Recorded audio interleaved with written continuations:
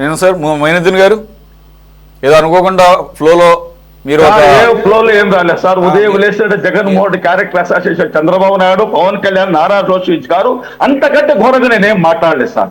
వీళ్ళు కావాలని ప్రతిరోజు వాడెంత, వీడెంత, వాడు బతికెంత, వాడు ఒక సైకో, వాడు ఒక అంత ఇదిగా నీచంగా మాట్లాడినప్పుడు నేనేం అంతకు ఎక్కువ మాట్లాడలేదు సార్. ఇతను ఏమన్నారు, ఉదయం లేస్తే ముస్లింలు క్రిస్టియన్ల గురించి జోలికి పోతే మీరు ఊరుకుంటారా? మా ముస్లింలు క్రిస్టియన్ జోలికి మీకు అవసరం ఏమొచ్చింది? ఇక్కడ జరిగింది అన్యాయం ఎక్కడ జరిగింది? తిరుపతి దేవత జరిగింది. నువ్వు ఎవరు మాట్లాడడానికి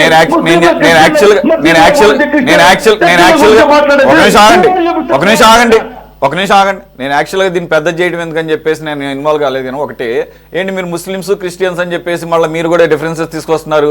ఒక పాస్టరు ఒక నిమిషం ఆగండి కాదు, మీరు విన్నారా మొన్న ఆదివారం రోజు ఒక పాస్టర్ ఒక చర్చి అసెంబ్లీలో 100 సార్లు చెప్పండి, 100 వీడియోలు ఉన్నాయి, మీకు పంపిస్తా.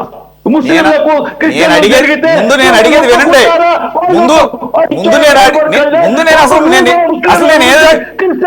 అసలు నేనేం చెప్తున్నాను వినకుండా మీరు మాట్లాడతారండి. అసలు నేనేం చెప్పదలుచుకున్నాను మీరు విన్నారా? నేను అన్నది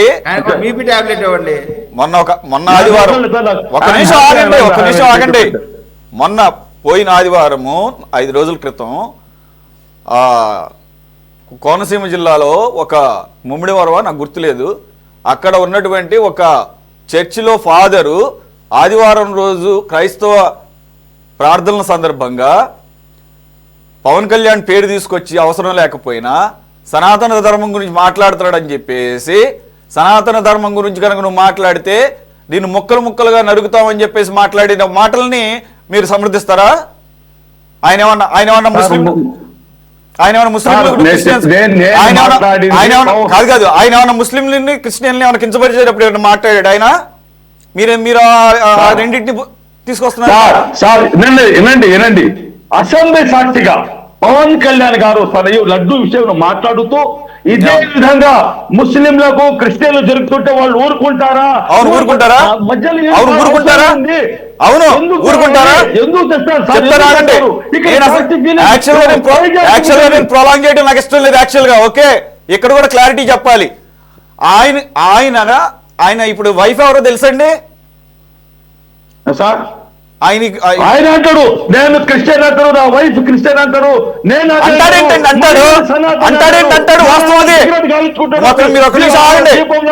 మీరు నోరేసుకుని పడిపోతే కుదరదు. ఒక నిమిషం ఆగాలి. అంటాడేంటి? వాస్తవం అది. ప్రాక్టీసింగ్ క్రిస్టియన్ ఆవిడ. అవును సార్, వినండి, ఆయనకి అట్లా ప్రాంతీయ భేదాలు, మతపరమైన భేదాలు ఉంటే అలా పెళ్లిళ్ళు చేసుకోడు.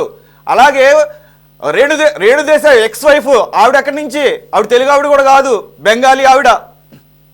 కాబట్టి ఏంటంటే మనం మాట్లాడేటప్పుడు ఇంకొకటి, ఇక్కడ మతాలు ఆయన ఏమి డిఫరెన్సెస్ తీసుకురావడం చెప్పలా. హిందూ మతం మతాలు లాగుతున్నది పవన్ కళ్యాణ్ సార్. ఈ రోజు లాగుతుంది, మీరు చూడండి. ప్రతిరోజు గురించి, కులాల గురించి సీఎం గానేనా అని చెప్పేసి ఆగండి. ఎవరు? పాస్టర్ ప్రవీణ్ చనిపోతే యాక్సిడెంట్ లో దాన్ని రాజకీయం చేసింది పవన్ కళ్యాణ్ మీరా? నేను ప్రవీణ్ గురించి మాట్లాడలేదు సార్, నేను వేరే గురించి పవన్ కళ్యాణ్ గారు ఏదైతే మాట్లాడారో దానిపైన స్పందిస్తున్నా. నేను స్పందిస్తున్నారు. మరప్పుడు రెచ్చగొట్టేటట్టు మాట్లాడినటువంటి బెన్నీలింగం, ఒక నిమిషం ఆగండి. మీరు అనవసరంగా ప్రస్తావన తీసుకొచ్చారు. You have to face it, you have to face the music, అంతే. ఆ రోజు పాస్టర్ ప్రవీణ్ ని రాజకీయం చేసి రెచ్చగొట్టే వ్యాఖ్యలు చేసిన బెన్నీలింగం అని చెప్పేసి ఒక ఫాదరు, అతను ఎవరు? వైసీపీ అతను కదా? వైసీపీతో సంబంధించినటువంటి ఎవరు ఈ రాష్ట్రంలో? మీరే స్టార్ట్ చేస్తారా? అసెంబ్లీలో దాని గురించి మాట్లాడుతున్నా సార్ నేను. ప్లీజ్, నేను మీరు మాత్రం రోడ్డు మీద జనాలు రెచ్చగొట్టండి మాట్లాడుతున్నారు.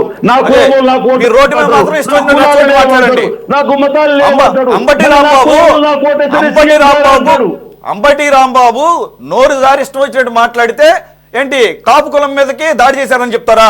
ఒళ్ళు కొవ్వెక్కి మాట్లాడిన మాటలకి అమ్మకమ్మ ఏం తప్పు చెప్పారు సార్? ఏం తప్పు చెప్పారంటే ఎట్లా తిట్టారు సార్? ఎంత విధంగా నీట్గా తిట్టారు సార్? ఏదో చెప్పారు సార్. ఆ ఇంటి మీద దాడి చేశారు సార్. నీతి నిజాయితీ ఎక్కడ? నీతి నిజాయితీ దాడి చేసి కులాల మధ్య కుంపట్లు పెట్టడానికి, మతాల మధ్య కుంపట్లు పెట్టడానికి ఎవరు ప్రయత్నాలు చేస్తున్నారో ప్రజలంతా గమనిస్తారు ఉన్నారు. ప్రజలు గమనించారు కాబట్టి మిమ్మల్ని ఎక్కడ కూర్చోబెట్టాలో అక్కడ కూర్చోబెట్టారు. మీరు కానీ మార్చుకోకపోతే డబుల్ ఫిగర్ కూడా ఉండదు. సురేష్ సార్, జోడించి మాట్లాడుతున్నా సార్. నా దగ్గర ఒక 50 వీడియోలు పవన్ కళ్యాణ్ గారి ఆయన మాట్లాడినే నా కులాలు లేవు, మతాలు లేవు అన్నాడు.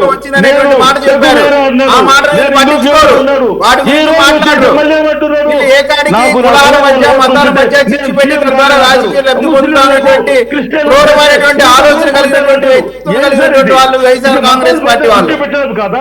ఎవరయ్యా నువ్వు ఒక డిప్యూటీ చైర్మన్ ఏమైతే నువ్వు అందరు చంపేస్తావా? నీకు అధికారం హక్కు ఉందా? తోలు తీస్తావా? నిన్న ఒక అమ్మాయి ఏం మాట్లాడుతున్నావు?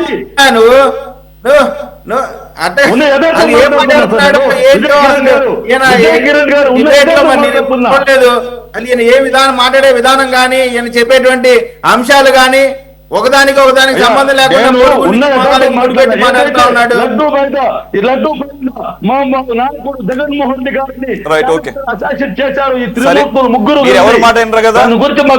ఎవరు మాట వినరు కదా? ఆ ముగ్గురు కలిసి ముఖ్యమంత్రి పెట్టారు. ఆ ముగ్గురు కలిసి 11 సీట్లకు పరిమితం చేశారు. ఆ ముగ్గురు కలిసి ప్రతిపక్ష హోదా యాత్ర చేశారు. విజయ్ ఒక్క నిమిషం ఆగండి. వ్యక్తి గారు, విజయ్ గారు మీరిద్దరు ఉన్న వ్యక్తి కంటిన్యూస్ గా మాట్లాడటం ఏంటి? ఒక నిమిషం ఆగండి.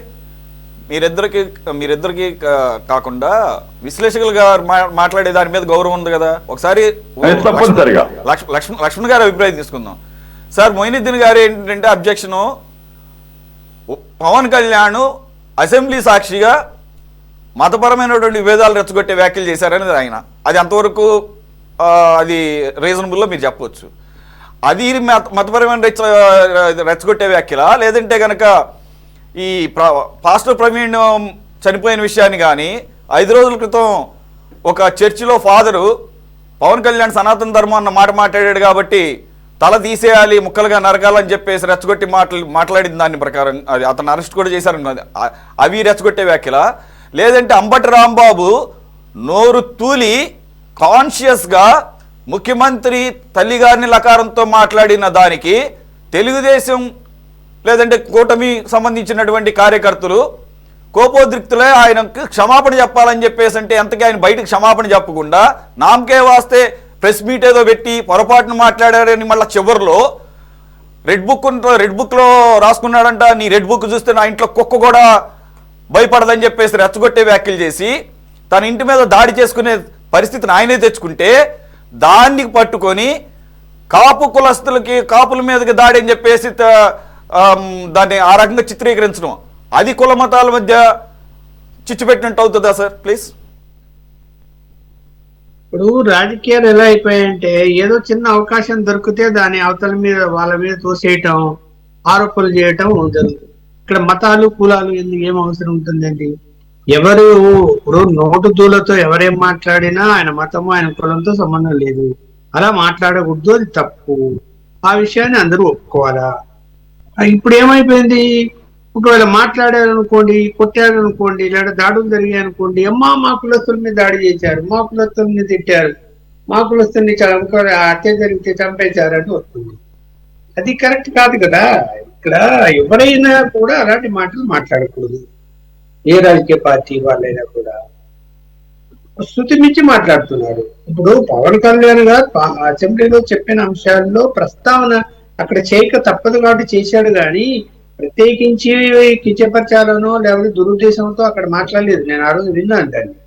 కాబట్టి దాన్ని పెద్దగా తీసుకొని చేయాల్సినటువంటి అవసరం లేదు. ఎవరి మత విశ్వాసాలు వాళ్ళకు ఉంటాయి. ఆయన సనాతన ధర్మం మీద ఆయన కొన్ని అభిప్రాయాలు ఆయనకు ఉన్నవి, దాని ప్రకారం ఆయన నడుచుకుంటాడు. అది వ్యక్తిగతం. కానీ ఆ వ్యక్తిగతాన్ని మీరు విమర్శించాల్సిన అవసరం అయితే ఏం లేదు. ఇప్పుడు రాజకీయ నాయకులు ఎలా ఉంటారు? మసీదు పోతే టోపీ పెట్టుకోవడం, ఆ చర్చికి పోతే ఇంకోటి ఏదో చేయటం లేదు. మరి అదే ఆ మతస్థులు హిందూ దేవాలయాలకు వస్తే అలాంటి పనులు చేస్తారా? కాదు కదా. దాన్ని మనం ఎందుకు విమర్శించము. అదే గౌరవం అంటే మసీదుకి వెళ్ళినప్పుడు టోపీ పెట్టుకోవడం మన గౌరవము. అక్కడ కొన్ని సంప్రదాయాలు ఉంటాయి, పాటిస్తారు. చర్చికి వెళ్తాం అనుకోండి, అక్కడ కొన్ని సంప్రదాయాలు ఉంటాయి, పాటిస్తారు. మనం పోయాము, ఇతర మతస్థులు పోతారు, తప్పు ఏం లేదు దాంట్లో పాటించడం. అక్కడ పరిస్థితి, అక్కడ ఉన్నటువంటి పరిస్థితులను, అక్కడ ఉన్నటువంటి సంప్రదాయాన్ని పాటిస్తారు. ఒకవేళ హిందూ దేవాలయాలకు వచ్చారనుకోండి ముస్లింస్, క్రిస్టియన్స్, వాళ్ళు కూడా పాటిస్తారు. ఇప్పుడు తిరుమలకు క్రిస్టియన్స్ ఈ ముస్లింస్ రారని ఎవరైనా చెప్పారా? చాలా మంది ఉంటారు లైన్లలో, వాళ్ళు బయటపడరు, అంతే వచ్చి దర్శనం చేసుకొని పోతున్నారు. తప్పేం లేదు దాంట్లో. ఇక్కడ దాన్ని పట్టుకొని పెద్దగా ఇష్యూ చేసేసి అబ్బో అని మాట్లాడము, అవన్నీ పెద్దగా మాట్లాడుకుంటే ప్రయోజనం అయితే ఏముండదు. ఇవాళ అన్ని ఎవరు ఎలాంటి వారు ఏంటి అన్నది జనానికి అందరికీ తెలుసు, ఎవరు ఏ లైన్లో పోతున్నారని. మరి ఇప్పుడు ఒక రాజకీయ పార్టీ మా పార్టీనే ప్రధాన మతానికి సంబంధించిన పార్టీ అని చెప్పొచ్చా? చెప్పొచ్చా? Party registration and rules and regulations కు అగెనిస్ట్ కదా అని మాట్లాడుతున్నారు. ప్రజలు అర్థం చేసుకోవడం లేదా ఎందుకు అలా మాట్లాడుతున్నారని? అవసరమా? ఇక్కడ ఒకరు మీద ఒకరు ఆరోపణలు చేసుకుంటూ ఈ కాలం గడుపుతూ ఉన్నంత మాత్రాన ఓటర్ల మైండ్ ఏం మారిపోదు. ఏదో నేను మా పార్టీనే పలానా మతాంది అంటే మొత్తం ఎవరిపోయి ఓట్ వేసేస్తారా? ఎక్కడేస్తున్నారు? వేస్తే ఏమైపోయాయి? దేశవ్యాప్తంగా 3 రాష్ట్రాలు వచ్చి కూర్చేట్టు 3 రాష్ట్రాల్లో ఉన్నారు. ఓ చిన్న రాష్ట్రము, 2 పెద్ద రాష్ట్రం. ఏం చెప్పాలా? మరి అదే అంత అనుభవం చేశారు. మరి ఏమైపోయింది? 11 సీట్లు వచ్చాయి వైఎస్ఆర్సీపీకి. ప్రజలు సమాధానం చెప్తారు. ఒకవేళ ఎన్డీఏ కూటమిలో కూడా అలాంటి ధోరణి ఉంటే వాళ్ళకు కూడా సమాధానం చెప్తారు. ఇంకా చంద్రబాబు నాయుడు గారు 10 సార్లు గెలిచారా? 3 పొత్తు వచ్చారు కదా ఆయన కూడా. మరి ఇక్కడ ప్రజల అభిప్రాయానికి అనుకూలంగా వ్యవహరించాలి తప్ప ఎవరి వ్యక్తిగత స్వేచ్ఛ, వ్యక్తిగతంగా మాట్లాడడం అనేది వాళ్ళ భావ స్వేచ్ఛ ఉంటది. వాళ్ళ మతాలు వాళ్ళు ఆచరిస్తారు. ఒక మతం మీద వ్యతిరేకత కూడా ఉంటది కొంతమందికి. ఆ వ్యతిరేకత అందులో ఉన్న లోపాలు ఎత్తి ప్రస్తావిస్తారు. తప్పేం లేదు. మూఢాచారాలు ఉంటాయి, వాటిని వ్యతిరేకిస్తారు. తప్పేముంది? మూఢాచారాల వలన ఒకప్పుడు పరిస్థితుల వలన ఎంతమంది నష్టపోయి ఉంటారు, ఎంతమంది దయ్యాలు ఉన్నాయి, అవి ఉన్నాయి అని చెప్పి, ఏదో భూతాలు ఉన్నాయి అని చెప్పి వాడేదో మంత్రించి వాడు డబ్బులు ఎత్తుకొని లేదంటే బంగారు ఎత్తుకొని పారిపోతే దాన్ని అది తప్పని అనకూడదా? అమ్మో అది హిందువుల ఆచారము, మనం తప్పంటే కుదరదు అంటే ఎట్లా కుదురుతుంది? అది మోసం చేస్తున్నాడు చెప్పాలి, కేసు కూడా పెట్టాలి, అవసరమైతే లోపల దొబ్బాలి. కాబట్టి ఇక్కడ అంత అనవసరమైనటువంటి వాదనలకు పోకుండా ఉంటే మంచిది.